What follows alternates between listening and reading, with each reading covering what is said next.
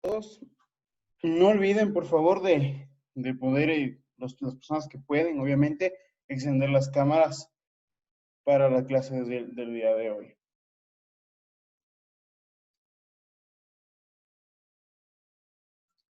Moni Herrera, tú tranquila, puedes nomás apagar la cámara.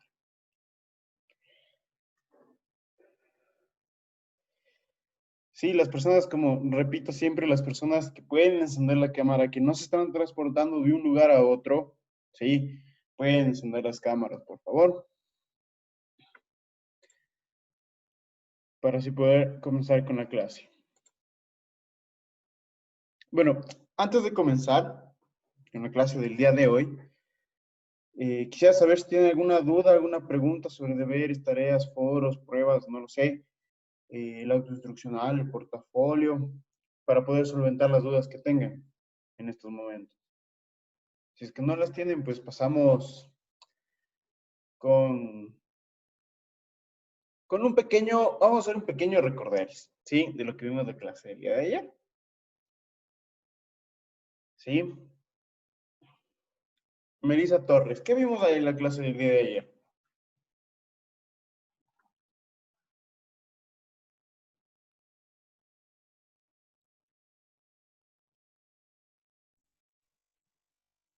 Ya, profe, ¿me escucha ahí? Sí, te escucho. Déjeme ver un ratito mis apuntes. Claro.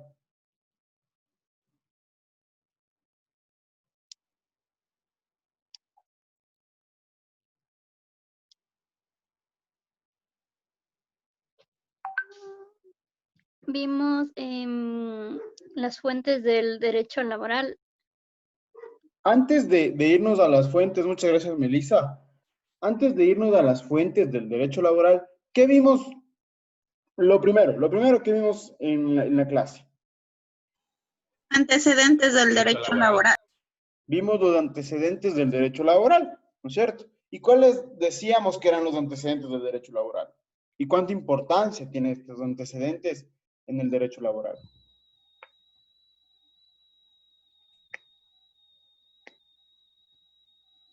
¿Cuáles eran esos antecedentes? Edad clásica, edad media, edad moderna. ¿Ok? ¿Quién más tiene algún pensamiento sobre los antecedentes del derecho laboral? Que en la Grecia antigua no había todavía derecho laboral. En la Roma. En la Roma, perdón. En la Eso me Grecia. parece. Muy bien. Nada te preocupes. Muy bien. En la Grecia antigua, ¿sí? En la Roma antigua no existía concepto de trabajo. Se decía que solo los esclavos eran los encargados de trabajar, ¿sí? Si no existía un concepto de trabajo, por lo tanto tampoco existía lo que es el derecho laboral. Se fijaban más en el derecho civil, ¿sí? Que eran las relaciones interpersonales. ¿Qué más vimos? ¿Cuál era otro antecedente histórico?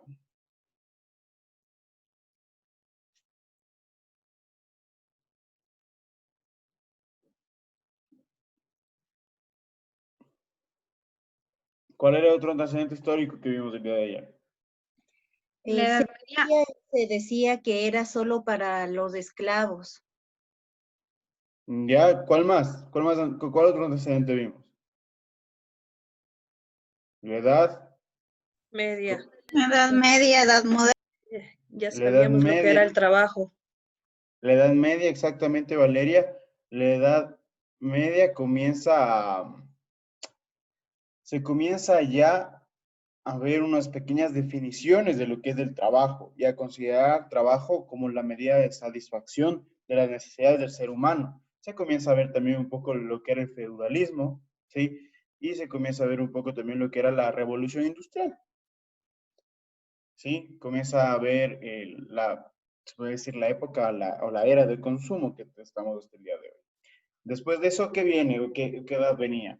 ¿Qué venía con esa edad? ¿Qué características tenía? Edad moderna. La edad moderna, ¿qué características tenía la edad moderna? Eso viene con la Revolución Francesa, que es un derecho de los trabajadores que ahí se va dando. Esto es un derecho al trabajo. Exactamente, ¿sí? Aquí ya se comienza a tratar de poner en leyes, ¿sí? Se podría decir, a los derechos del trabajador, ¿sí?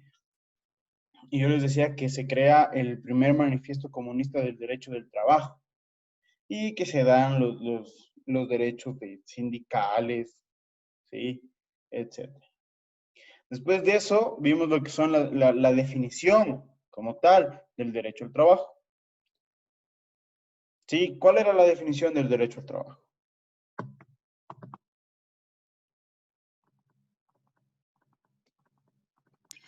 Que es un conjunto de normas que regulan la relación entre el empleador y los trabajadores.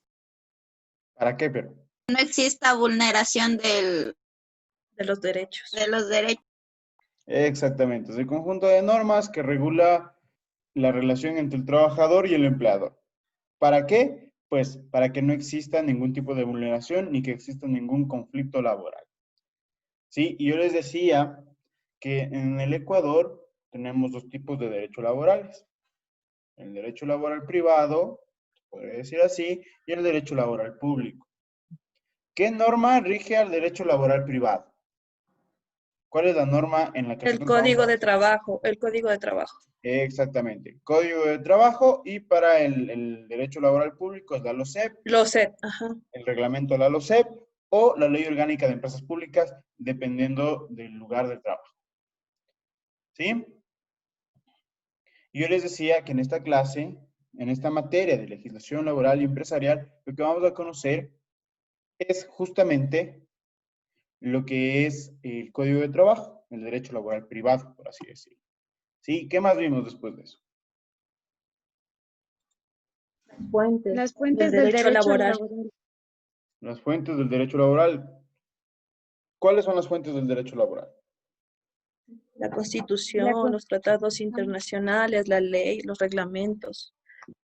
Exactamente. Nunca, o más bien, no se olviden de lo que les dije, que además de esta fuente, se podría decir una fuente formal, que es la Constitución, tratados internacionales, leyes y reglamentos, existía la fuente histórica y existe la fuente histórica, que es primordial en el derecho laboral.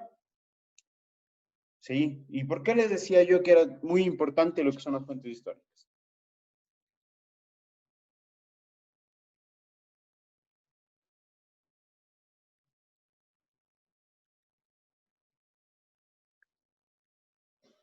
¿Por qué les decía yo? Porque es importante una fuente histórica dentro del derecho laboral. ¿Se acuerdan que les decía que siempre después de algún acontecimiento o de alguna manifestación o de alguna lucha social, siempre iba o existía la proclamación de derechos?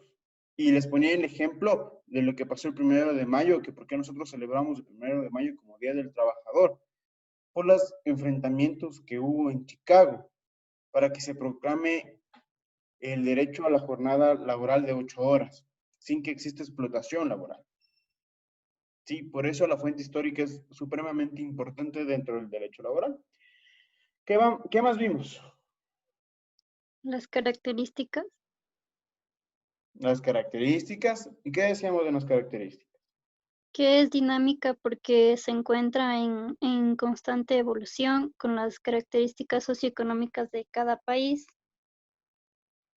¿Ok? ¿Qué más decíamos? También que es un derecho social porque busca el bienestar y el interés general de la mayoría de la sociedad. ¿Qué más? Y expansivo, porque se dice que es un derecho expansivo que nació con competencias muy bajas, las que se fueron actualizando y continúan haciéndolo. Exactamente. Esas son las características del derecho laboral. Como muy bien Melissa lo dijo, ¿sí? Es un derecho dinámico, es un derecho social y es un derecho expansivo. ¿Sí? Esas son las características del derecho laboral. ¿Qué más vimos después de eso? Los principios. Principios. Los principios. ¿Y qué es un principio, Emily?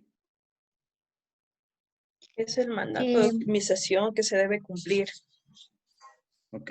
Emily, ¿qué piensas tú? que, o sea, usted explicaba que es algo que se debe seguir para poder cumplir con lo que con lo que se establece. Es como una guía, ¿sí? Exacto, Es como una guía para la ley de que no se vulneren derechos por estas razones, ¿sí? exacto. Pero como Valeria lo dijo de la forma jurídica, que es un mandato de optimización que se debe cumplir en la medida de lo posible. También está bien, ¿sí? Pero que se queden con una explicación más clara de que es un mandato de optimización que se debe cumplir en la medida de lo posible, pues perfecto, ¿ok? ¿Qué se trata o de qué trata el principio de irrenunciabilidad? Emily, a ti mismo.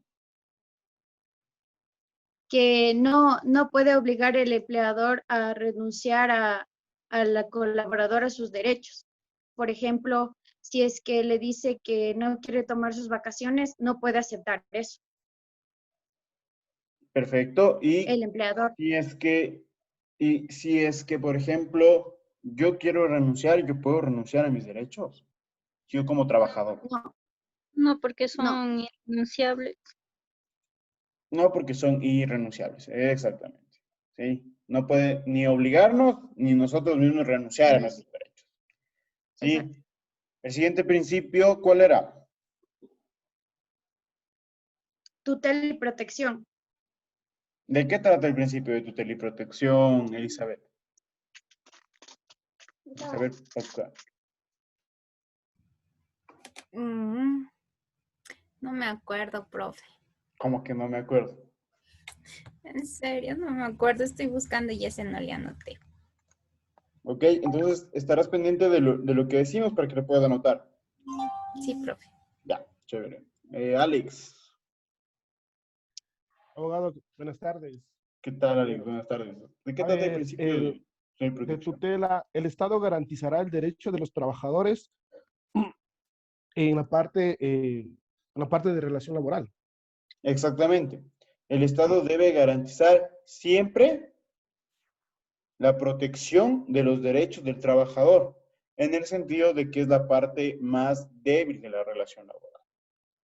¿Sí? Muy bien.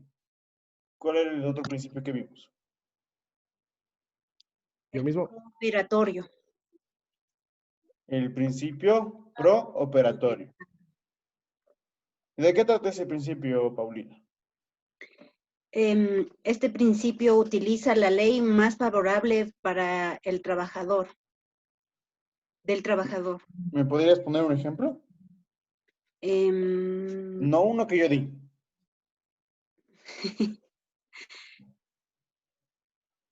a ver.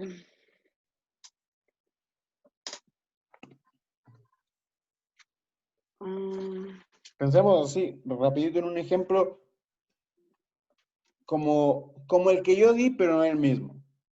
¿Sí? Recuerda que yo te dije que si hay una ley que te dice que se debe pagar $1,000, ¿sí?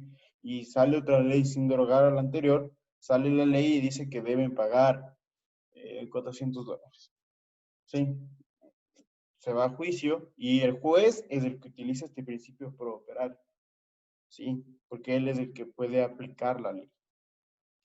Entonces, se dice que va a aplicar la ley más favorable al trabajador o que sea la menos perjudicial, ¿sí? Para el trabajador. Ese es el principio prooperario. ¿Qué más vimos? ¿Qué otro principio vimos? Estabilidad laboral. Principio de libertad. El principio, Gabriela López. ¿Cuáles son, o sea, qué es este principio de libertad? Del trabajador puede escoger en dónde quiere trabajar y por parte del empleador puede escoger a quién quiere contratar. Exactamente, tiene la libertad, tanto el trabajador como el empleador, de ver dónde trabajar, de querer dónde trabajar y el otro de escoger a qué persona quiere contratar. Sí, ese es el principio de libertad en el derecho laboral. ¿Qué otro principio más vimos? Estabilidad transacción. laboral. profe. De transacción. El principio de transacción. Sí, el principio de transacción. ¿Qué era este principio de transacción? Se trataba de la remuneración. No, no tiene Son acuerdos. remuneración. Son acuerdos que se llega con el empleador. Exactamente, son Digamos, acuerdos que tú llegas con el empleador. No tiene nada que ver la remuneración, ¿sí? Solo son los acuerdos que tú puedes llegar a tener con el empleador. Y después vimos el último principio, ¿sí? Y que para mí debe ser el más importante, que es el principio de estabilidad laboral. ¿Sí? ¿Qué es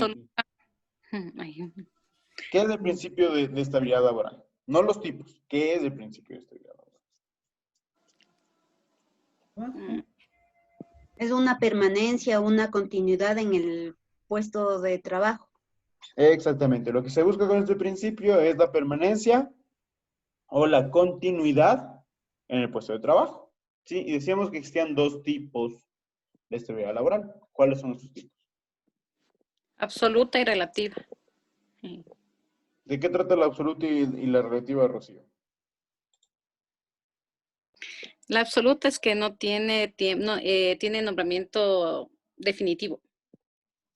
Ok, eso en el sector público. ¿Y en el privado? O sea, tiene más de un año el contrato. ¿Será? Tiene contrato indefinido. Tiene contrato indefinido. ¿Por Pero qué? más Porque no tiene un plazo de tiempo en el cual te digan, ¿sabes qué? Hasta aquí cumplió tu contrato, nos vemos. ¿Sí? Por eso es absoluta, porque no tiene un plazo determinado de tiempo.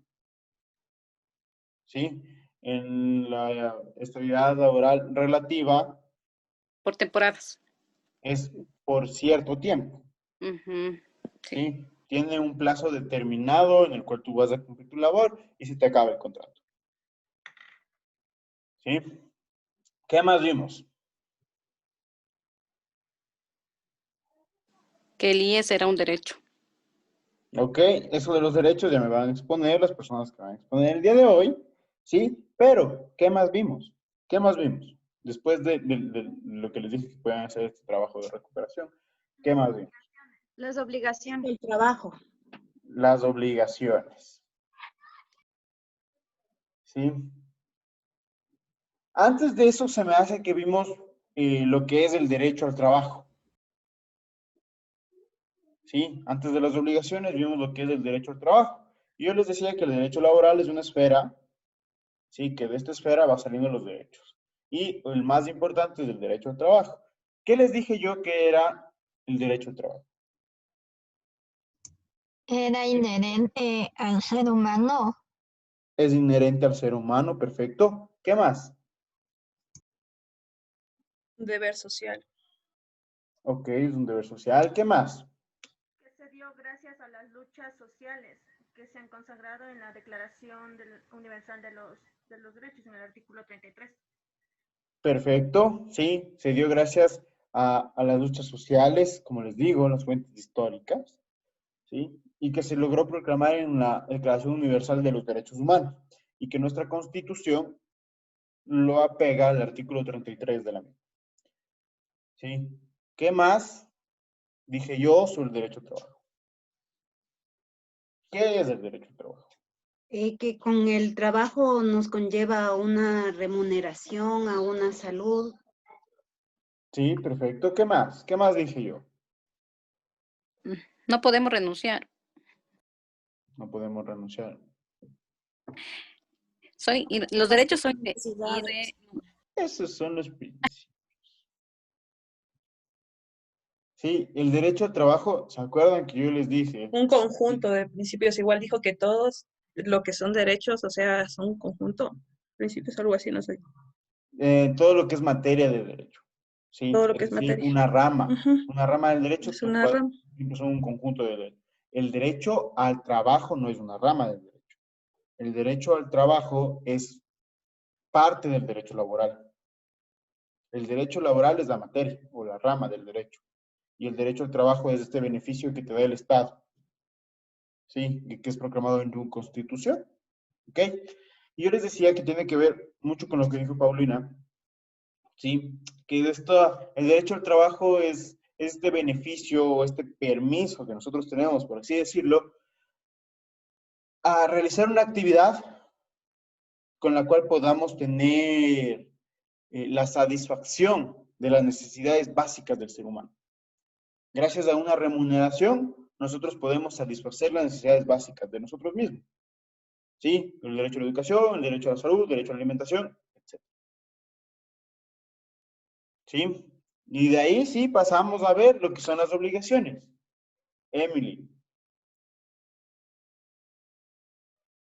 Mande, bro. ¿Qué es una Las obligación? obligaciones. ¿Qué es una Ya. obligación? Es dar, hacer o no hacer. Es dar, hacer o no hacer. Perfecto. Pero te faltó decir que es un vínculo jurídico. Vínculo jurídico.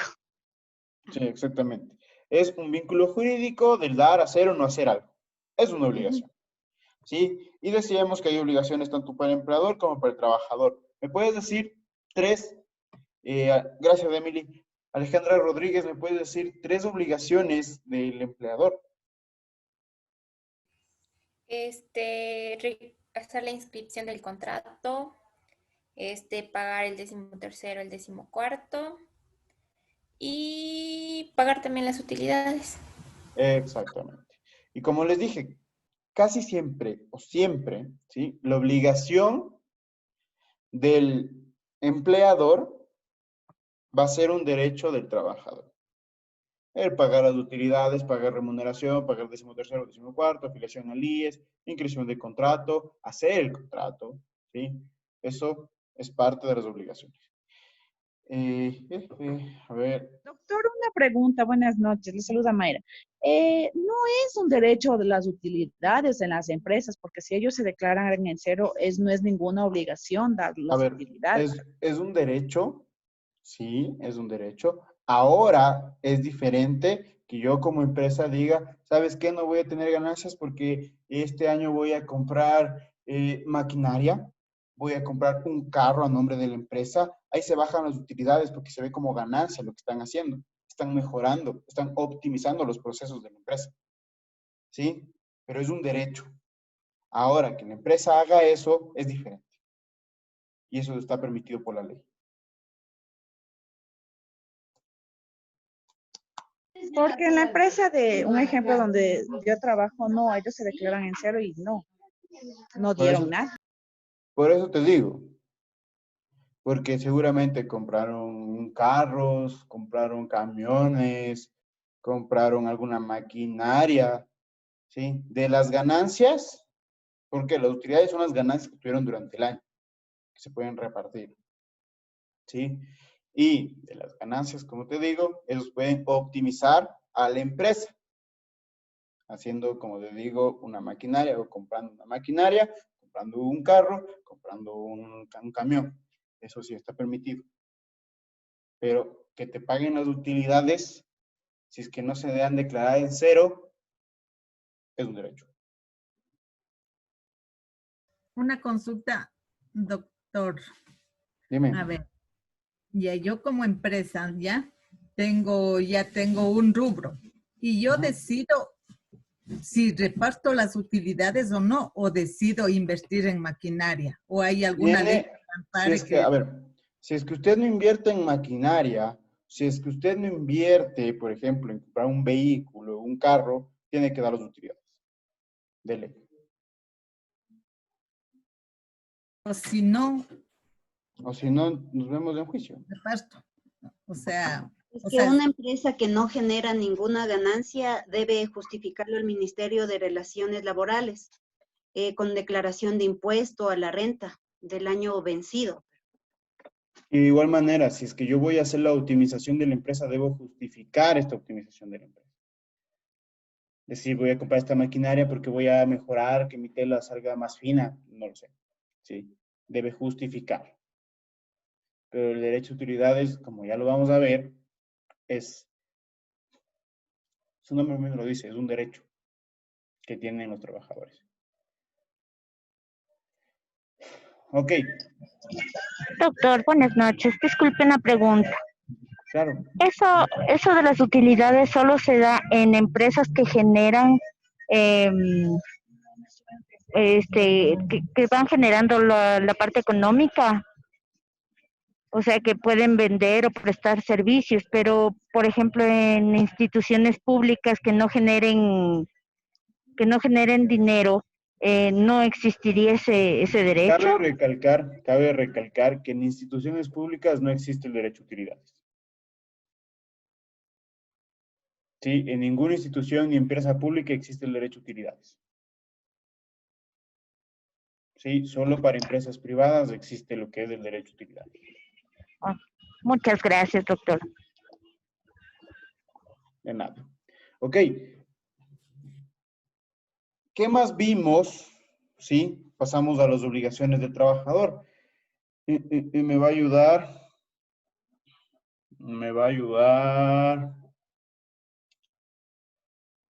Elizabeth, ya que no me pudiste responder, la primera pregunta me va a decir tres obligaciones del trabajador. Del trabajador. Ya, el trabajador tiene que cumplir con el contrato a cabalidad, tiene que seguir normas higiénicas y también tiene que respetar la confidencialidad. Por ejemplo, ahí había un caso de la Coca-Cola. Si yo sé la receta, yo no puedo replicar esa situación. Entonces tengo que tener confidencialidad en la cuestión de cosas que sean patentadas de la empresa. Exactamente, muy bien. Y si nosotros trabajamos en el KFC y me voy a hacer el pollo a la casa, ¿qué pasaría? Sí nos podemos hacer en la casa. Pero no... El chiste es no comercializar la receta. Verá, prof, le estoy escuchando y también le estoy viendo. Ok, hasta ahí nos quedamos el día de ayer, ¿no es cierto? Y decíamos, o dije, que vamos a hacer un trabajo de recuperación. Y ustedes aceptaron hacer este trabajo de recuperación. Me mandaron por WhatsApp las personas que van a hacer este trabajo de recuperación. De igual manera, tengo un pedido, ¿sí? De Fabián, que me dijo que él quiere empezar primero las exposiciones. Así que, Fabián, puedes empezar las exposiciones. Buenas noches, doctor, compañeros. Buenas noches. Gracias, doctor.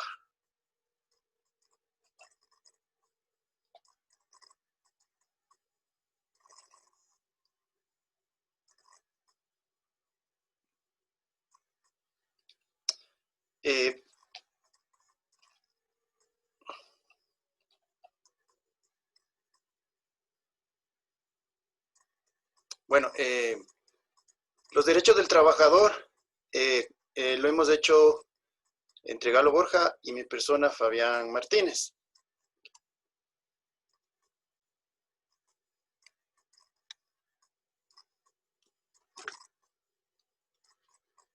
Ya. La afiliación al Seguro Social. La afiliación al IES es un derecho irrenunciable del trabajador, siendo el 11.15% al patrono y el 9.45% al trabajador, cotizando un total del 20.50% de la aportación. Horas extras y las horas suplementarias. Horas extraordinarias. Son las horas extras a la jornada de trabajo normal, días de descanso, feriados. Esto se pagará con el 100% de recargo del valor hora. Es decir, si es que nuestro valor hora es de $1, el recargo del 100% sería de $2. Entonces, cada hora extra se sumaría a nuestro sueldo mensual. Sería $2 por cada hora que se labore. Las horas suplementarias son las que suplen la jornada laboral, es decir, después del horario normal de trabajo. Esto se pagará el 50% de recargo del valor hora hasta las 12 de la noche y el 100% de 12 de la noche hasta las 6 de la mañana. Sí, ok. el salario básico. El sueldo básico para el año 2020 es de $400, luego de un incremento de $6 en referencia al año anterior. El sueldo básico se tomará como base para el pago del 14º sueldo. De la misma manera, si es que sube el sueldo básico, también subirá lo que es el pago de las pensiones alimenticias, de lo que son los gastos judiciales, los gastos municipales, las indemnizaciones jubilares y las multas de tránsito. Hablemos del 13º y 4º sueldo. El 13º sueldo se calcula desde el 1 de diciembre del año anterior hasta el 30 de noviembre del año en curso. La base de cálculo es del sueldo más horas extras más las comisiones.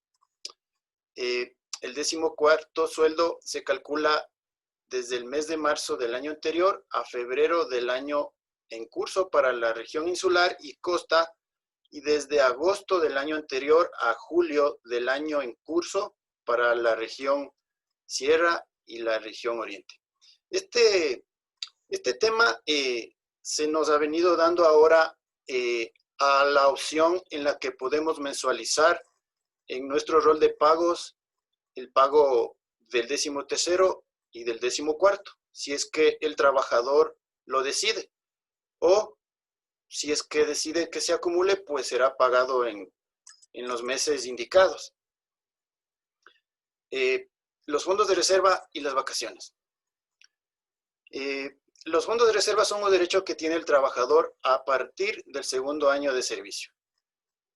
Es decir, que el cálculo de los fondos de reserva es el sueldo mensual por el 8.33% que la ley dictamina, dividido para 100.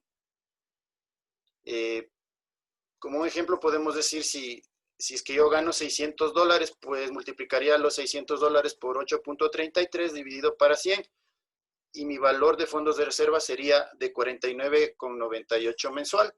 Esto también es opcional para los empleados si es que desean mensualizar los fondos de reserva o que se acumule a partir del 2º año de servicio. Las vacaciones es un derecho también que a partir del año de servicio tenemos 15 días de vacaciones obligatorios. Y a partir de los 5 años de trabajo se aumenta un día más a las vacaciones. El cálculo sería todo lo ganado en el año dividido para 24. Ese sería nuestro valor por cobro de vacaciones. ¿Qué más tenemos? Buenas noches, abogado. Bueno, voy a hablar de otro derecho que es el salario digno. Bueno, el salario digno se determina dividiendo el costo del promedio de la canasta básica del año en curso. Y el salario de este año, del 2020, es $400. Obviamente, dependiendo el sectorial que tiene el IES para cada función de los empleados. La licencia por paternidad. Bueno, el padre tendrá la licencia por paternidad 10 días si es que es parto normal. Ya, si es que es, en caso de que sea parto múltiple, gemelos o más, o por cesárea, aumentaría 5 días más de lo que ya estaba anteriormente. Ahora, si es que el hijo nace prematuro, es 8 días adicional a lo que ya se viene de los 10 días, 8 días más. No tomaríamos en cuenta los 5 días. Ya, en el caso de que el hijo haya nacido con alguna enfermedad, sería 25 días de paternidad. Ya. La licencia por maternidad. Las futuras madres afiliadas al IES tienen derecho a 12 semanas remuneradas. Entonces, vamos a explicar. Son 84 días de periodo de lactancia y son hasta que el niño cumpla 1 año, es el periodo, no, a ver, 84 días del periodo de maternidad y hasta que el niño cumpla 1 año es el periodo de lactancia. El periodo de lactancia se lo toma como un permiso de 2 horas en el cual la madre puede escoger el horario, dentro del horario de trabajo, obviamente, dentro de las 8 horas laborables, puede escoger las 2 horas cuando ella lo necesite. Entonces, y esas 2 horas igual es remunerada, o sea, es tomada como un permiso, es de parte del empleador, se cancela completamente las 8 horas, hasta que el niño cumpla 1 año. Ya, el cálculo del periodo de maternidad es del 25% del empleador y el 75% del IES. Abogado, ¿puedo hacer una pregunta? No, más después. No interrumpamos las discusiones de los compañeros. Ah, ya, que ya. Era justamente del tema de lactancia. Ya, el pago de utilidades, bueno, en el artículo 97 del Código de Trabajo, el empleador o empresa reconocerá el 15% de las utilidades líquidas, siendo así el 10% corresponde a los trabajadores y el 5% a cargas familiares. Las cargas familiares son consideradas la mujer, o sea, a la esposa o cónyuge que tenga, o sea, que sean casados legalmente por el registro civil, y hijos igual que sean inscritos, nacidos vivos. Eso. Y también tenemos derecho a los certificados, que es de honorabilidad, trabajo y roles de pago, donde se nos estará mencionando lo que es nuestro sueldo y comisiones y demás. Eso sería... Doctor, abogado. Algo que se me pasó. Los décimos, como son valores que no entran en el cálculo para la retención del IES, sea el 13º y el 14º. Eso no se toma para que nos descuenten los valores del IES. Y ahora que ya estamos pues en el 13º sueldo, pues, o sea, el cálculo es todo lo ganado en el año dividido para 12, si es que el trabajador ha estado un año completo en el trabajo, y si es que ha estado menos, pues recibe la parte proporcional. Lo mismo es con el 14º, es el sueldo básico, los $400, si es que está un año en el trabajo, y la parte proporcional si es que está menos tiempo en el trabajo. Eso era, doctor. Muchas gracias. Sí, abogado, también no sé si, bueno, una consulta, si la toma como beneficio o como derecho el subsidio por enfermedad. No sé si es un derecho o un beneficio del empleado. Explícame un poco más sobre el subsidio por enfermedad. Ya, porque, por ejemplo, el subsidio de enfermedad ocurre cuando, o sea, porque yo le pregunto esto porque a los 3 primeros días, a partir de después de los 3 primeros días, mejor dicho, la empresa asume el 50% de lo que ha pasado o le ha pasado al trabajador. Entonces... ¿Estamos hablando de una enfermedad profesional? ¿Estamos hablando de un accidente de trabajo? ¿O de qué estamos hablando? No, o sea, digamos, una enfermedad X, pero me refiero a porque es el trabajador a partir de los 3 meses, no, a partir de los 6 meses de estar dentro de una empresa, puede hacerse atender, digamos, por operaciones, por causas más grandes a una enfermedad, o sea, una gripe, yo qué sé, a enfermedades más catastróficas, digámoslo así. Entonces, Okay, mira, mi pregunta era si era beneficio o si era un derecho. Mira, te voy a hacer, en esto, te voy a poner como un ejemplo más o menos. ¿Ok? Tú sabes lo que es la suspensión del contrato laboral. Me imagino que has escuchado lo que ha pasado en este tiempo. Sí, así es. Sí. Existe una causa para suspender el contrato laboral. Sí, la causa es por enfermedad no profesional. Es decir, ninguna enfermedad causada de lo que tú desarrolles tu actividad laboral. Sí. Esta suspensión se ve como un permiso, ¿sí? Que tú puedas salir de la empresa, que no trabajes de la empresa 1 año. pero que te hacen la remuneración por 6 meses. Después de los 6 meses ya no te remuneran, pero sigues teniendo, es que ya te cura, te sientes mejor, puedes volver a trabajar y sigues teniendo tu estabilidad laboral, y sigues teniendo tu puesto de trabajo cuando acabe todo esto. Sí, podemos verlo como como alguna condición, como un beneficio, ¿sí? Lo que es todos estos subsidios, todo esto lo que es suspensión de contratos para mantener la estabilidad laboral, se puede ver como condiciones o como beneficios que están dando los trabajadores, no como un derecho como tal. Porque los derechos, si ustedes pudieran investigar, son puntuales. Sí, afiliación al IES, utilidades, vacaciones, son cosas puntuales. Lo que es más condiciones, lo que es más, como tú mismo dices, el subsidio por enfermedad, va para un beneficio. ¿Ok? Ok, abogado. Y bueno, acotando igual algo sobre las vacaciones, explicándole más, es a partir del 6º año, no del 5º, sino a partir del 6º año, se sumaría un día más, un ejemplo. A partir del 6º año tendría 16 días y en el 7º tendría 17 días y así sucesivamente. Eso sería, abogado, y de parte de Alex y mía, muchas gracias por la atención.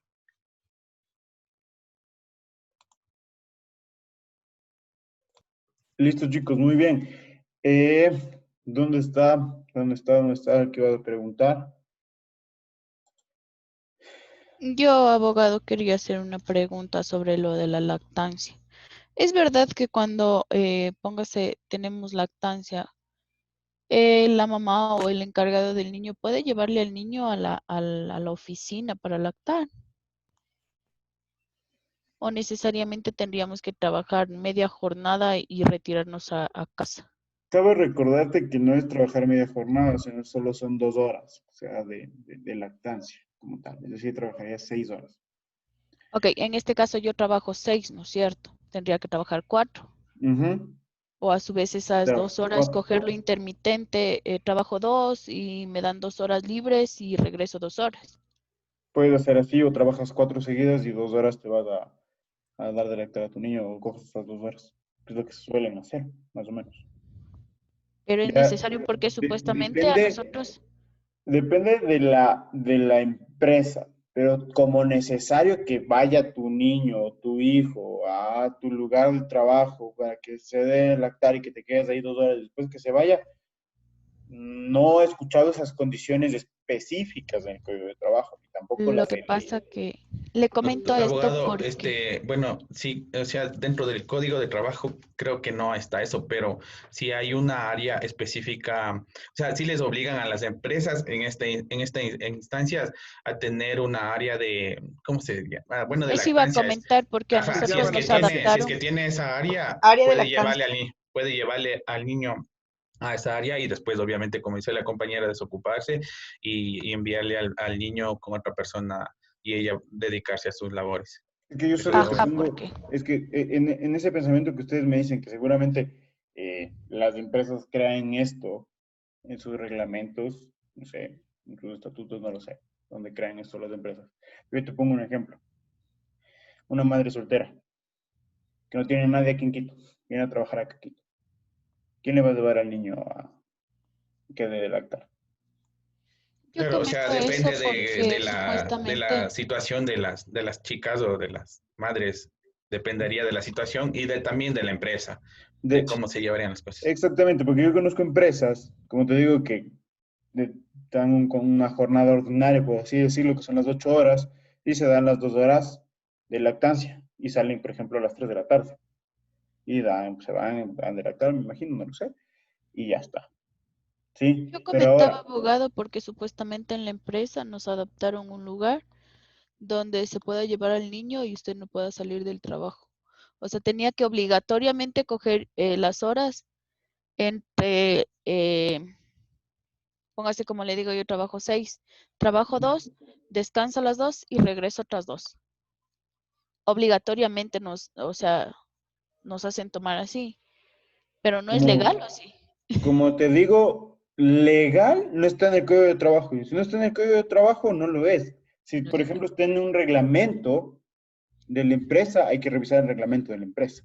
De igual manera, me imagino que esto no es que te deben obligar. Porque supuestamente dicen que por cómo trabajamos en atención al cliente es por flujos de llamada y prácticamente nos obligan a cogerlo así. Claro, pero como te digo, legal o no está en el código de trabajo que pueden hacer eso. Ni nada porque, o sea, supuestamente recién lo implementaron, recién, porque cuando nosotros ni están, no sé si ¿cada cuánto se actualiza el código de una empresa? ¿Cada año? ¿El reglamento De la interno? empresa, sí. Depende. Depende, no hay un tiempo como que cada año voy a actualizarlo, ¿no? Sino, si es que quieren hacer algún cambio, lo que se hace es hacer un nuevo reglamento y que sea notarizado y aprobado por el Ministerio de Trabajo. Porque cuando nos entregaron el reglamento tampoco indicaba esto. Eso te digo, no es legal. Desde mi punto de vista no es legal. Ok, gracias. Listo. Vamos con el siguiente grupo. El grupo de Emily. Gracias, profe. Ahorita ya le presentamos. Listo.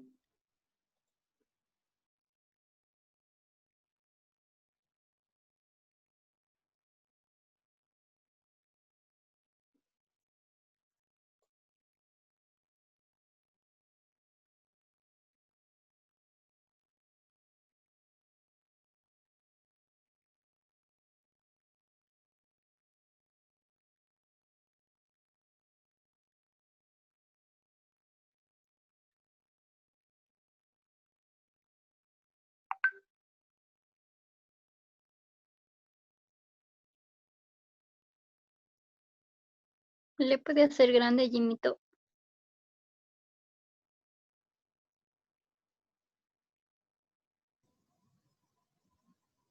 Si no me equivoco. Abogado, una consulta. ¿La nota de que hicimos ahorita nos va a poner en la plataforma o ya nos dice al final de la clase? Disculpe la interrupción. Ya les digo al final de la semana. Hasta mañana. Ok, abogado, No se gracias. hace grande. Presentación con diapositivas, Jimito. En presentación con diapositivas. Arriba. Ahí dice, denle clic ahí. Ahí dice desde el principio. Desde el principio. Ya. Buenas noches, abogado. Buenas noches, compañeros. El día de hoy nosotros les vamos a presentar los derechos del trabajador. A continuación, mi compañero.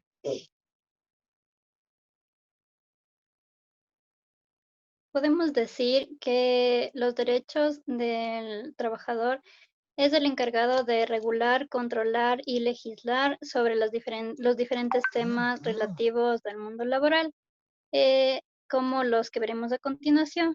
En la afiliación al Seguro Social, en la Constitución de la República, en la Ley de la Seguridad Social y el Código del Trabajo establecieron la protección de la seguridad social a través de la afiliación al Seguro Social obligatorio de todas las personas que realizan un trabajo con relación de dependencia o sin ella en particular, como puede ser un trabajador autónomo, un trabajador en libre ejercicio, el dueño de una empresa, etcétera. Esto nos quiere decir que tiene como finalidad cubrir las contingencias de enfermedad, maternidad, riesgos de trabajo, cesantía, vejez, invalidez, discapacidad y la muerte. Como obligaciones del empleador, tenemos que está obligado a registrar al trabajador con el aviso de entrada desde el primer día de labor y dentro de los 15 días siguientes al inicio de la relación laboral. También depositar el 8.33% de la materia grabada correspondiente a los fondos de reserva, conjuntamente con los pagos mensuales por concepto de aportes cuando el trabajador así lo haya solicitado al IES. También pagar el 4.41% de aportación para financiar las presentaciones de salud por enfermedad y maternidad de los trabajadores y trabajadoras contratados a tiempo parcial permanente. El monto de aporte se lo realizará al menos sobre el salario básico unificado mínimo según la categoría ocupacional a la que corresponda con el trabajador. También tenemos los aportes. Los aportes que mensualmente pagan los empleados y trabajadores al IES es el principal ingreso que financia el seguro general obligatorio y son de carácter personal y patronal. El primero lo paga el trabajador, descontándole del valor correspondiente de su remuneración, y el patronal está a cargo del empleador. Los porcentajes de los aportes para los trabajadores en general, los trabajadores domésticos, operarios en construcción son los siguientes. Aporte patronal 11.15% y el aporte personal 9.45%. El aporte personal de todos los afiliados del IES tuvo un incremento del 0.10% sobre la materia gravada para financiar las prestaciones previstas en la Ley Orgánica de Discapacidad, disposición que está vigente a partir del 1 de marzo del 2014. En materia gravada tenemos que para el cálculo de los aportes al IES, la Ley de Seguridad Social en el artículo 11 establece que se entenderá como materia gravada todo ingreso regular susceptible de apreciación pecuniaria percibido por el afiliado con motivo de la realización de su actividad personal en cada una de las categorías ocupacionales. En caso del afiliado en relación de dependencia, se entenderá como sueldo o salario mínimo de aportación el integrado por el sueldo básico mensual, más los valores percibidos por concepto de los trabajos extraordinarios, suplementarios a destajo, comisiones sobre sueldos, etc. A continuación, mi compañero. Buenas noches. A mí me tocó hablar del sueldo básico. El sueldo básico es el que recibe una persona por su trabajo por parte del empleador. El salario básico en el Ecuador es de $400 con aumento de $6. El salario básico también la pensión de alimentos se calcula de acuerdo al sueldo. El 13º sueldo también corresponde por la ley a la 12ª parte de lo que han pagado durante todo el año. Y el 14º sueldo también es un beneficio que establece el pago de un salario básico. En el sueldo básico también se calcula en el sector privado al aporte personal es del 9.45% y el patronal 11.5%. En el sector público la persona paga el 11.45% y el Estado aporta 9.15%. A continuación, mi compañero.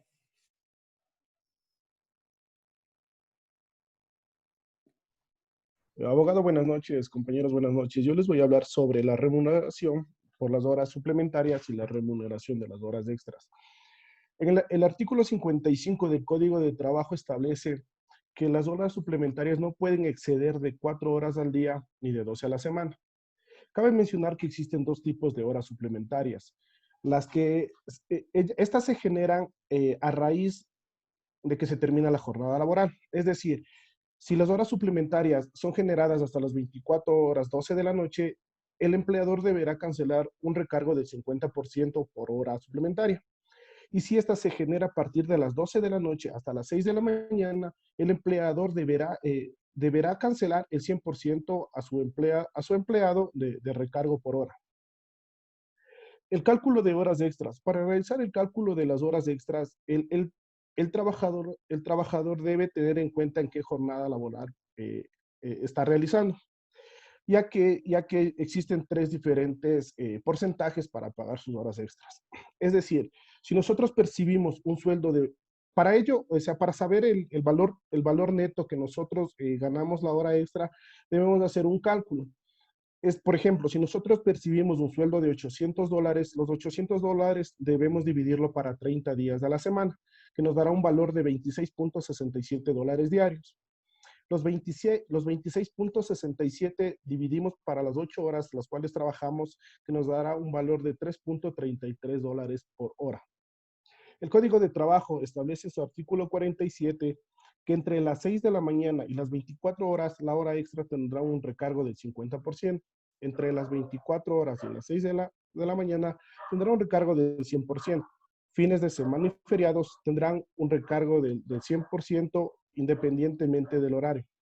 Cabe mencionar también que las horas extras y suplementarias no son obligatorias. Ya todo dependerá del acuerdo que se llegue entre empleador y empleado. A continuación, mi compañero. Abogado, buenas noches. Compañeros, buenas noches. Bueno, a mí me ha tocado hablar sobre el 13º y el 14º. Podemos decir que el 13º en el Código de Trabajo está en el artículo 111 y se calcula de acuerdo al artículo 95. El 13º se puede decir que es un beneficio contemplado en el Código de Trabajo que se calcula del 1 de diciembre al 30 de noviembre del próximo año. Es la suma de los 12 meses, es un proporcional de los 12 meses dividido para 12. Es una validación en el sistema de nómina con el IES.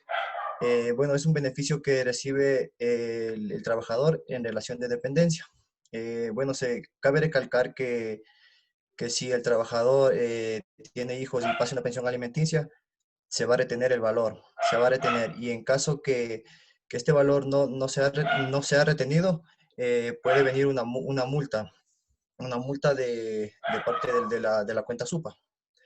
El 14º es un beneficio también contemplado en el Código de Trabajo, en el artículo 113. Se podría decir que es un valor de un sueldo básico unificado vigente.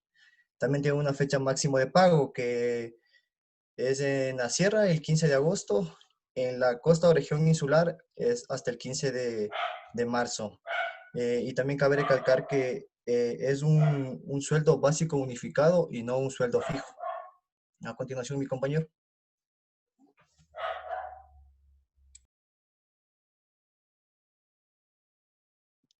Yo les voy a presentar los fondos de reserva. El IES es el recaudador de fondos de reserva de todos los empleados, servidores públicos u obreros afiliados al Seguro General Obligatorio que prestan servicios por más de un año a un mismo empleador de acuerdo con el Código de Trabajo. Según la reforma a la ley para el pago mensual del fondo de reserva y el régimen solidario de cesantía por parte del Estado publicado en su registro oficial en número 644, el 29 de julio del 2009 se establece la nueva modalidad de pagos de fondos de reserva. Esto quiere decir que a partir de agosto del 2009, los empleadores pagarán a sus trabajadores mensualmente los fondos de reserva.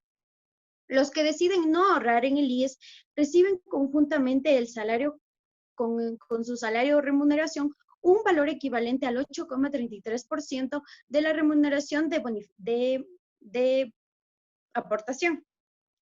Si el empleador no paga a su trabajador los fondos de reserva dentro de los primeros 15 días del mes siguiente al que corresponde, causa mora con los recargos y las multas correspondientes. Tenemos el tiempo de devolución. A partir del 1 de agosto del 2011, los afiliados deberán contar con 36 aportaciones o más de fondos de reserva para poder solicitar al IES que se le entregue la totalidad o una parte de sus fondos de reserva. Plazo para la acreditación del fondo de reserva a los afiliados. De conformidad con la tercera disposición transitoria antes mencionada, el IES deberá transferir a las instituciones financieras registradas por parte del afiliado al IES los recursos del fondo de reserva que le corresponda, en un plazo de 3 días laborables a partir del siguiente día de la solicitud del mismo. Los requisitos. Desde el 1 de agosto del 2011, tendrán que tener acumulados 36 aportaciones o más. A esto se le conoce como afiliado activo. Y el afiliado que cesó en su trabajo deberá esperar 2 meses a partir de la fecha en que cesó. Deben mantener una cuenta bancaria activa del sistema financiero nacional, registrarla y validarla en el IES. Los afiliados cesantes que deseen solicitar sus fondos de reserva deben obtener previamente su clave personal. A continuación, mi compañera. Buenas noches, compañeros. A mí me ha tocado lo que es las vacaciones. Según en el artículo 69 del Código de Trabajo, dice que todo trabajador tendrá derecho a gozar anualmente a un periodo ininterrumpido de 15 días de descanso. Estos días son incluidos los días no laborables. Los trabajadores también que hubieran prestado servicios por más de 5 años en una misma empresa también tienen un día adicional. Es decir, que si un trabajador estuvo 6 años en una empresa, tiene 16 días de vacaciones. Esto significa que no excederá los días de vacaciones por antigüedad más de 15 días. Los trabajadores también pueden acumular hasta 3 años y no de vacaciones y gozarlas al 4.º año. De no hacerlo, pierden el primer año de vacaciones. También tenemos que las vacaciones, también los estudiantes, los menores más bien dicho, los menores de 16 años tienen derecho a 20 días de vacaciones y los mayores de 16 y menores de 18 tienen derecho a 18 días de vacaciones. Para calcular lo que es las vacaciones, tenemos que el cálculo es el sueldo mensual multiplicado por los 12 meses, más las comisiones, más las horas extras, y todo esto dividido para la 24ª parte, y ahí nos da el total de vacaciones. Gracias, compañeros. Mi compañero siguiente. Buenas noches, doctor. Buenas noches, compañeros. En este caso les voy a presentar lo que es la licencia por maternidad. La licencia por maternidad se define como un periodo de descanso remunerado de 12 semanas del que gozan las mujeres que están a punto de convertirse en madres. Y en el sector privado se da en el Código de Trabajo en el artículo 152 y en el sector público en la LOSEP en el artículo 35. Las semanas se distribuyen de la siguiente forma: 2 semanas previas a la fecha estimada de parto y 10 semanas posteriores al nacimiento del hijo. Existe un caso especial cuando las madres tienen nacimientos múltiples. Este tiempo se extiende por más de 10 días. Y este periodo de descanso no priva a la madre de recibir su remuneración salarial integral, es decir, que tienen todo su derecho de recibir todo su pago al 100%. La madre tiene los siguientes beneficios.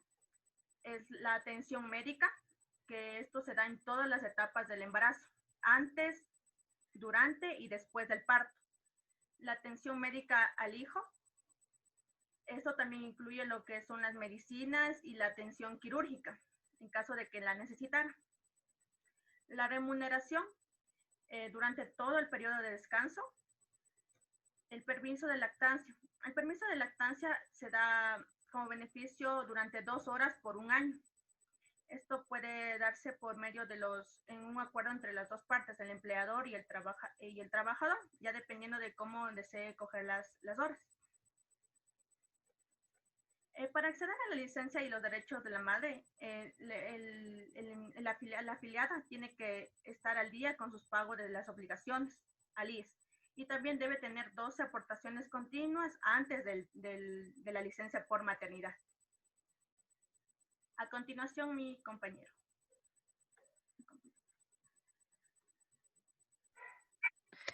Buenas noches, abogado. Buenas noches, compañeros. A mí me tocó la licencia por paternidad. En el Código 152 del Código de Trabajo nos mencionan que tanto como la madre y el padre tienen derecho a una licencia. En este caso, licencia por paternidad, tienen un derecho a licencia con remuneración por 10 días, en caso de que la hija haya nacido por parto normal. De ser que la hija haya sido parto múltiple o por cesárea, se prolongará 8 días más. En caso de que la hija o hijo haya nacido prematuro o en condiciones de cuidados especiales, esta licencia se prolongará con remuneración por por 25 días más. En caso de fallecimiento de la madre, mientras goza su licencia o en el parto, el padre podrá ser otorgado de la licencia de la madre en su totalidad, es decir, gozar lo que restaba de la licencia de la madre y la licencia que le toca a él. A continuación, mi compañero.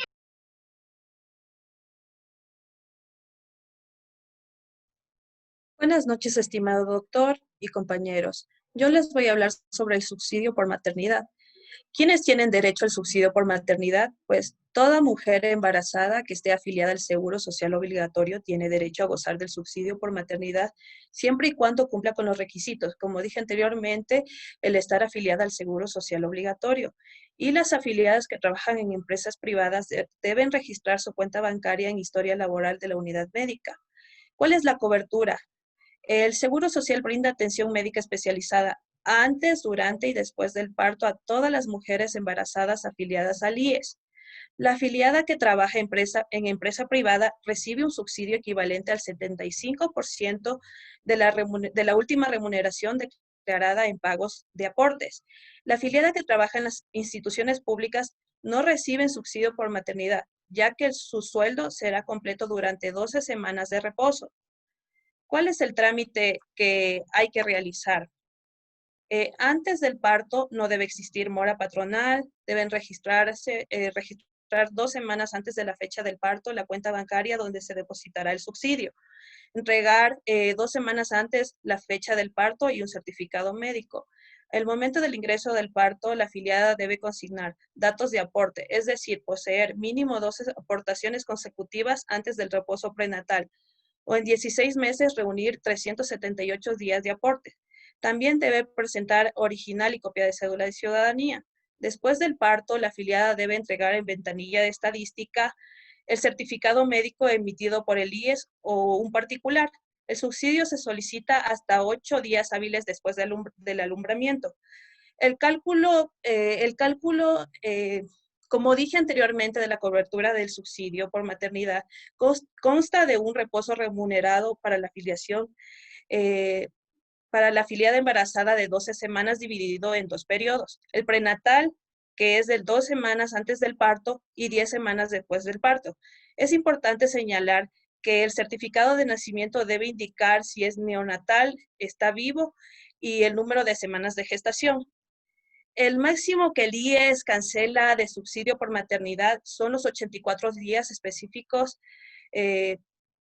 Por ello se toma en cuenta el sueldo base el mes previo al inicio del reposo prenatal o parto de la empresa o de la empleada activa. Gracias. A continuación, mi compañero.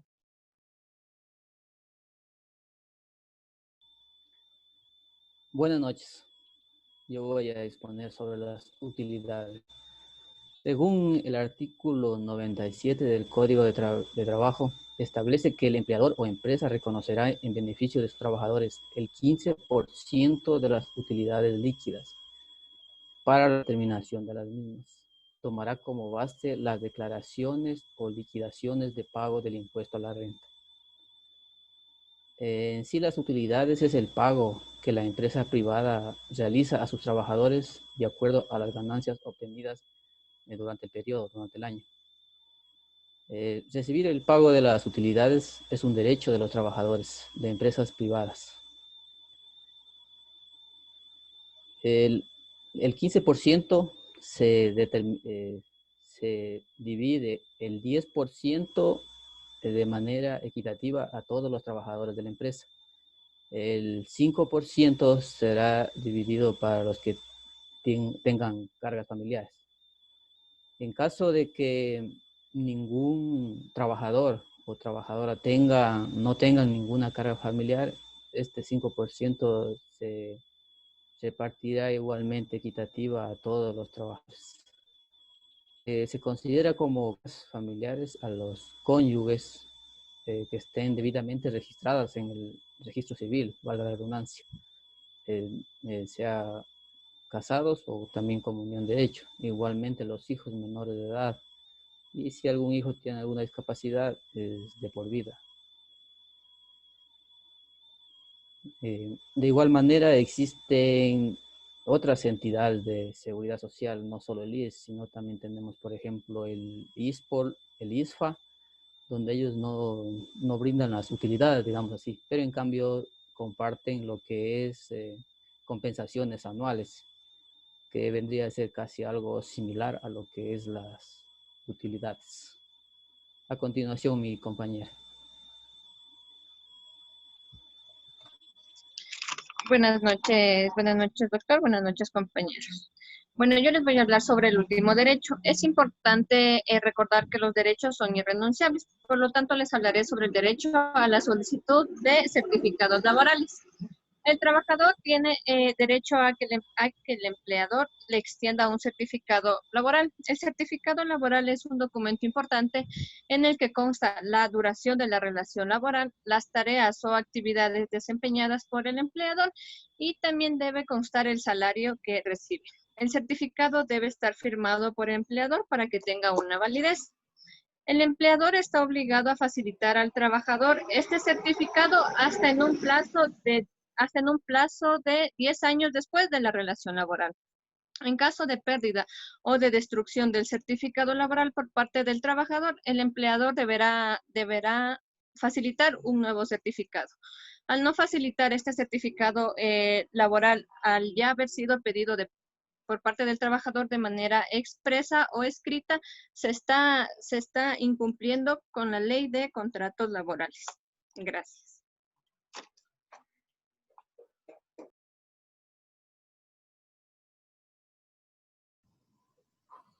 Bueno, buenas noches con todos, compañeros, doctor. Voy a hablar exactamente sobre el derecho a la defensa. Es un tema que el doctor nos había comentado el día de ayer y pues sí no estaba justamente puesto en la planilla, pero me pareció bastante interesante, ¿no? Prácticamente como dicen, ¿no? Es en sí el derecho a poder uno defenderse. Cabe señalar que este derecho viene prácticamente o se escucha más frecuente en el área penal, ¿no? Justamente en todo lo que es en los procesos penales, ¿no? El derecho a la defensa. Pero en sí, este es un derecho universal que está plasmado en la Constitución para todos los ámbitos, ¿no? En el cual obviamente tiene que verse el interés del, digámoslo así, del pobre contra el poderoso, ¿no?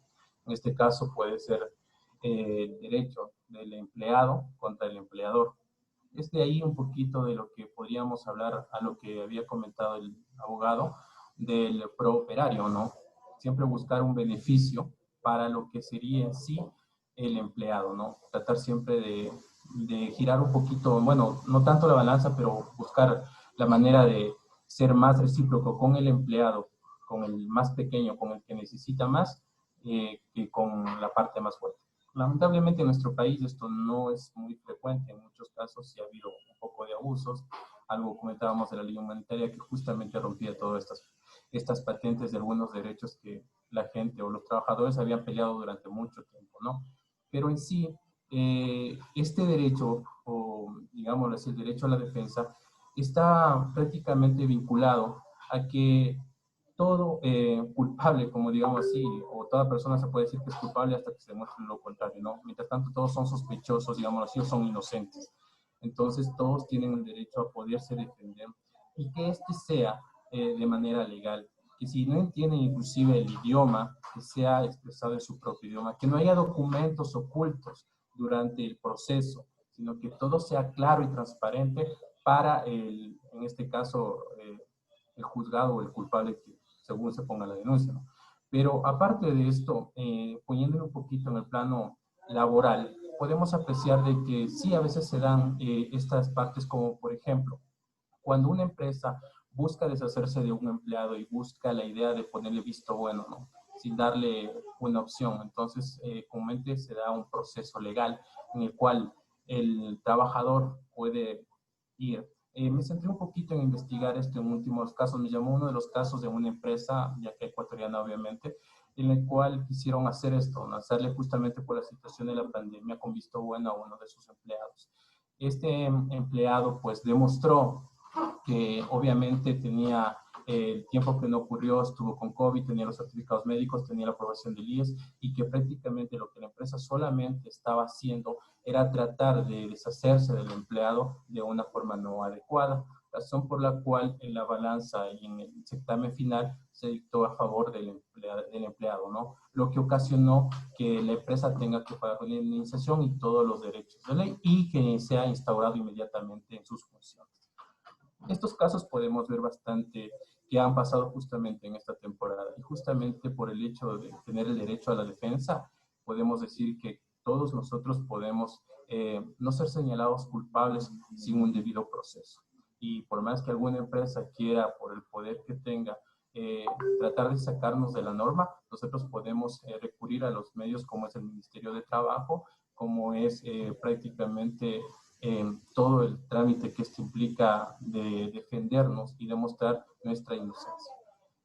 Una cosa que quería decir de manera general ya, todo esto que hemos visto hasta el momento de los derechos, solamente me dejan en claro una cosa. Al momento que todos nosotros lo leemos, ahora lo vemos como muchas cosas sin importancia. Es algo normal que prácticamente lo tenemos, ¿no? Son, digamos que beneficios que en el transcurso del tiempo los adquirimos, ¿no? Pero no hemos visto que todo esto ha sido un proceso bastante fuerte para llegar justamente ahora a obtenerlos. Es claro por lo que había dicho también el abogado y lo que nos había manifestado en los principios del derecho, ¿no? Que comúnmente debe ser expandible, ¿no? Tiene que ir siempre mejorando. Y justamente esto es lo que hacen los derechos. Todas las normativas o las leyes que se imponen o los reglamentos tienen que ser con eso. Ir mejorando justamente la calidad en sí de la fuerza laboral que viene a ser el empleado para cualquier empresa. Eso es lo que yo les podría comentar, ¿no? Referente a lo que hemos visto y pues cualquier inquietud están mis compañeros también. Abogado, muchas gracias por la oportunidad. Y esto es todo, compañeros. Muchas gracias. Muy bien, chicos. Felicitaciones. Muy buena exposición. Muchas gracias. Yo, de mi parte, yo no tengo ninguna inquietud. De mi parte. ¿Sí? Vamos a tomar unos 10 minutitos de receso para continuar, ¿sí? Con las exposiciones. No creo que nos falten muchos grupos. Continuamos con las exposiciones después de los 10 minutos de receso, ¿ok? El grupo de Sandra Cando es la persona que va a exponer después del receso, ¿sí? Para que estén preparados. Gracias, doctor. Nos vemos en 10 minutos, chicos.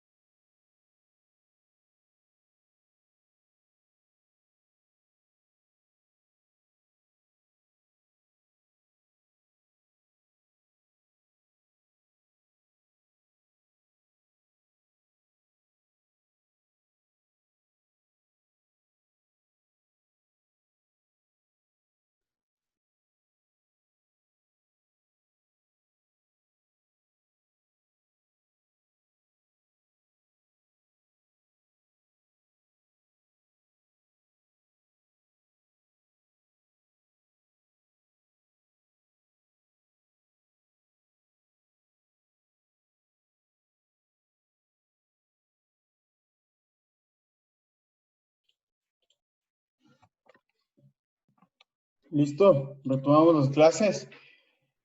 Por favor, Sandra, si eres tan amable de compartir, si es que tienes diapositivas, le compartes para que puedas exponer, por favor.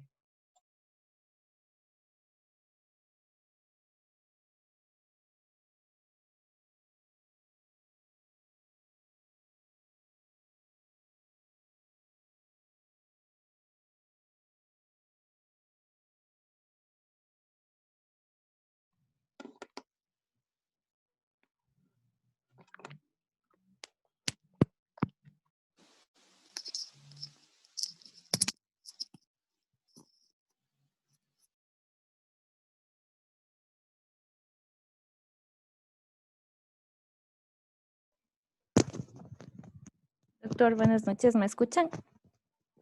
Sí, ya.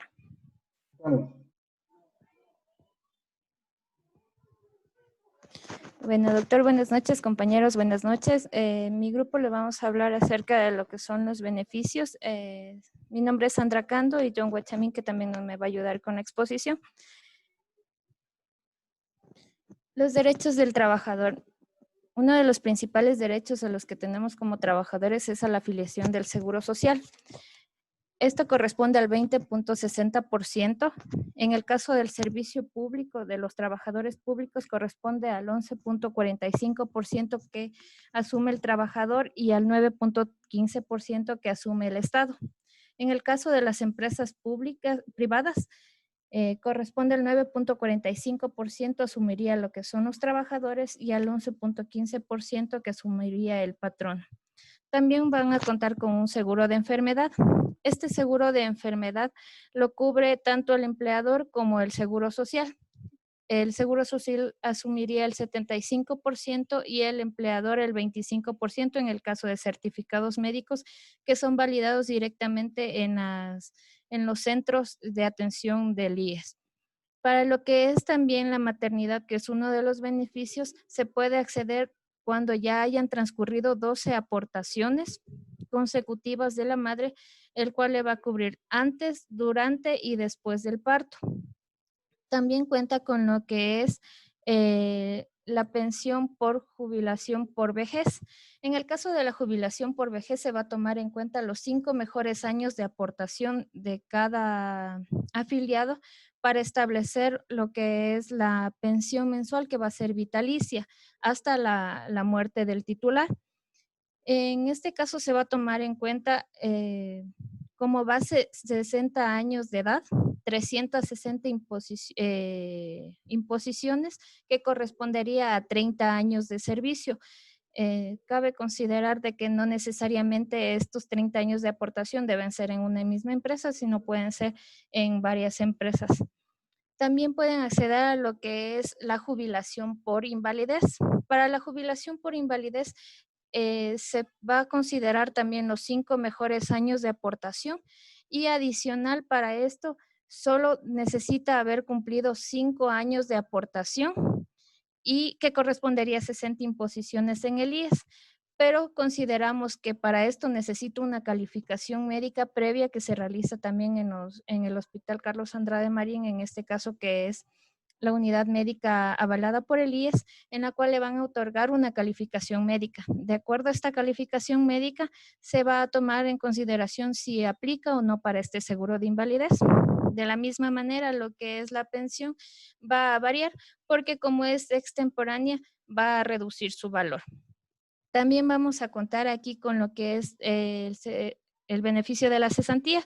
La cesantía se saca del 2% del aporte mensual que realiza cada afiliado. Esto se lo va a retirar si se desea, después de haber transcurrido 2 meses que el afiliado ya no cuente con un trabajo estable. También contamos con lo que es el auxilio funeral. Para el auxilio funeral también necesitamos 12 aportaciones consecutivas.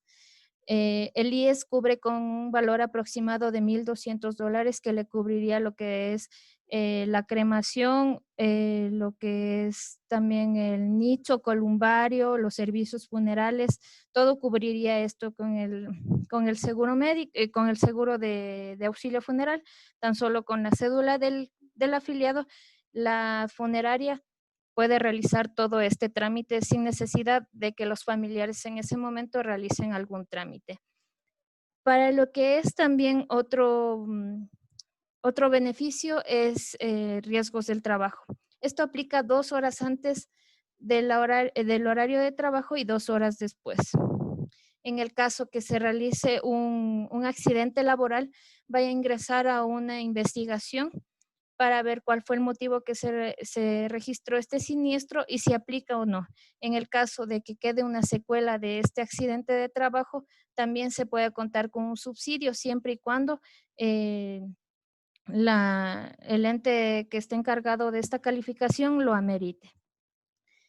Para lo que son los fondos de reserva, que es otro de los beneficios que nos entrega, tenemos también, es a partir del segundo año del trabajo, corresponde al 8.33% de la remuneración. Esto se estableció en el registro oficial de número 644 del 29 de julio del 2009. Aquí se estableció que podía ser mensual. En el caso de que una persona desee acumular, necesita tener 36 aportaciones para solicitar en este caso la devolución. También tenemos el beneficio del salario básico. Esto se estableció en el año 2020 con el acuerdo ministerial 394 que fue realizado el 27 de diciembre del 2019, en el cual se estableció en $400. Para este año se mantiene el mismo valor con el acuerdo 249, en el que fue realizado el 30 de noviembre de este año, en el cual por el tema de la pandemia no se solicitó un aumento, pero los empleadores no llegaron a un acuerdo, pero sí se va a otorgar una compensación para las personas que se mantienen en el salario básico unificado, que es de $400, se va a entregar una compensación de $60, y para las personas que hayan perdido su trabajo en esta pandemia y todavía no cuenten con un nuevo trabajo, se va a otorgar una compensación de $100. Esto se va a otorgar en los 3 primeros meses del próximo año y será acreditado directamente en las cuentas registradas en el IES. Para lo que son horas extras y extraordinarias y suplementarias. Lo que son horas extras son las horas que se encuentran fuera de la jornada de trabajo, es decir, sábado, domingo y días feriados. Esto se remunera con el 100%. En el caso de las horas suplementarias, corresponde al 50%, pero en el caso de que la hora suplementaria sea en el horario de 12 de la noche a 6 de la mañana, ya sería remunerada con el 100%. Cabe recalcar de que no se puede exceder de 4 horas en un día ni 12 horas en una semana. Esto se estableció mediante el artículo 55 del Código de Trabajo. También contamos con el 13º sueldo que se paga en el mes de diciembre hasta el 24 de diciembre. Esto se calcula desde el 1 de diciembre del año anterior hasta el 30 de noviembre del año en curso. Para el cálculo tomamos en consideración lo que es la remuneración, más las horas extras, más las comisiones y todos los ingresos que cuente el empleado. Esto se divide para los 12 meses. Cabe recalcar de que las vacaciones no forman parte del 13º sueldo y de que adicional a esto se toma en consideración para los meses que ha trabajado el empleado si no está con el tiempo completo. Para lo que es el 14º o bono escolar consiste en un sueldo básico unificado que sería de $400. El periodo del cálculo se toma en consideración de acuerdo a la región en la que se encuentra, sea la costa, desde marzo del año anterior hasta febrero del año que se va a pagar. Y en la sierra sería desde el 1 de agosto del año anterior hasta el 31 de julio del año presente. La fecha máxima para pagos, tanto en Costa y Galápagos, sería hasta el 15 de marzo del 2020. Y para lo que son los trabajadores de la Sierra y del Oriente, sería hasta el 15 de agosto del 2020. A continuación, mi compañero les va a indicar lo que son vacaciones. Gracias.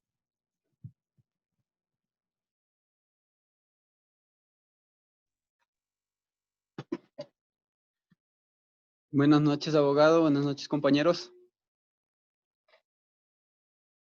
Yo les voy a hablar sobre las vacaciones. Podemos decir que al cumplir un año en el sector privado tenemos derecho a 15 días de vacaciones. O a su vez en el sector público tenemos 30 días. En el sector público, estos 30 días lo podemos coger en dos partes, pero dependiendo de la institución.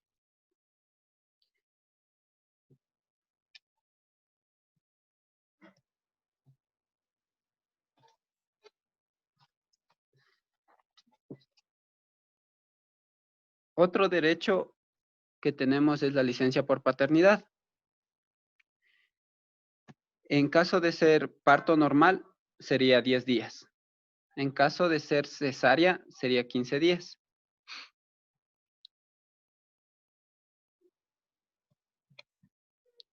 Si es prematuro el bebé o la niña o el niño, tomaría 8 días adicionales con remuneración. Si el hijo tiene alguna enfermedad degenerativa, terminal o irreversible, tiene adicional 25 días con remuneración. En caso de que la madre fallezca en el parto o después del parto, el padre tiene derecho a tomar los días de maternidad que le correspondía. La licencia de maternidad dura de 84 días desde su nacimiento. Sin embargo, en el caso de múltiple, se extiende a 10 días.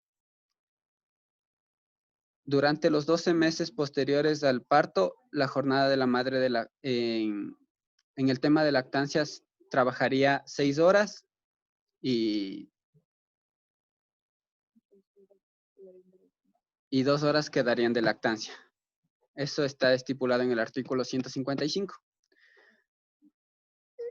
El tema de lactancia dura hasta que el niño cumpla 1 año.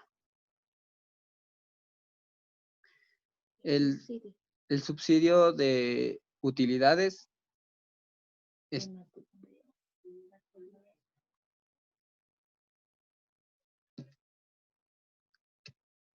Antes de hablar de utilidades, el subsidio de maternidad también es el 75% cubre el IES y el 25% cubre la empresa. Ahí sí podemos pasar a las utilidades. El Código de Trabajo establece que el empleador o empresa reconoce en beneficio de sus trabajadores el 15%. Las utilidades se divide el 10% de los colaboradores y el 5% de carga. También se toma como base las declaraciones o liquidaciones del pago de impuesto a la renta. El derecho a la defensa, les voy a hablar solo un poco nomás. El derecho a la defensa es fundamental de una persona, sea física o jurídica. Tendría que defenderse ante un tribunal de justicia, dependiendo de los cargos que le imputen. Se trata de un derecho que se da a todas las órdenes jurisdiccionales y se aplica en cualquiera de las fases de procedimiento penal, sea sumario, intermedia o juicio oral. Asimismo, se impone a los tribunales de justicia el deber de evitar desequilibrios en las posiciones procesal de ambas partes e impedir que las limitaciones de algunas partes puedan desembocar en una situación de indefensa. Eso sería todo, Liz. Gracias. Muy bien, chicos, muy bien. Muchas gracias. Sí, no nos queda más tiempo para los demás grupos que tienen que exponer. Así que el día de mañana continuamos con las exposiciones que tengan y después continuamos con clases, ¿sí? El día de mañana vamos ya a entrar a los contratos laborales, ¿sí? La introducción al derecho laboral se ha terminado hasta aquí. Vamos a entrar a los contratos, es decir, qué debe tener un contrato, qué elementos debe tener, cuáles son los tipos de contrato existentes, ¿sí? Según la legislación ecuatoriana. Eso es lo que vamos a conocer el día de mañana. El día quedamos en que vamos a tener clases lunes, martes y miércoles, ¿verdad? El día lunes vamos a conocer lo que son las jornadas y la suspensión o los tipos de suspensiones de contrato que puede existir. Y aquí vamos a conocer o saber si por la pandemia estuvo bien que me suspendan mi contrato laboral, sí o no. Eso también vamos a conocer el día lunes. El día martes, sí, lo que yo quisiera es que el día martes ya, a ver, no, el día lunes vamos a conocer jornadas, suspensión y los tipos de liquidación, ¿sí? Y el día martes, ustedes tienen que exponer el auto instruccional. Si es que no alcanzamos el día martes la exposición del auto instruccional, lo vamos a dejar también para el día miércoles, ¿sí? Los grupos que nos faltan, ¿ok? Y de ahí sí, la prueba final y una feliz Navidad, ¿no?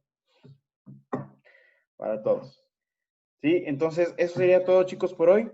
Nos vemos el día de mañana. Que tengan una linda noche.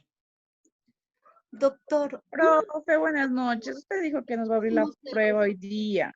Sí, así dije, y dije en la noche. ¿A qué hora se va a abrir, doctor?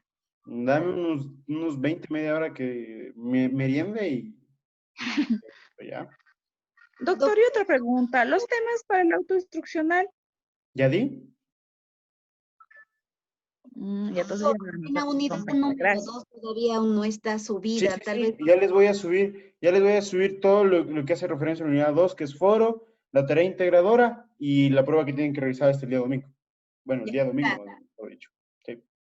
No se preocupen por eso, sí. Igual, si ustedes pueden ver en el canal de YouTube, están igual, estoy al día, por así decirlo, en lo que son las grabaciones.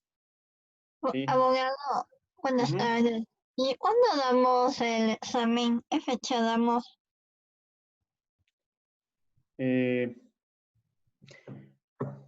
¿Cuándo desean dar?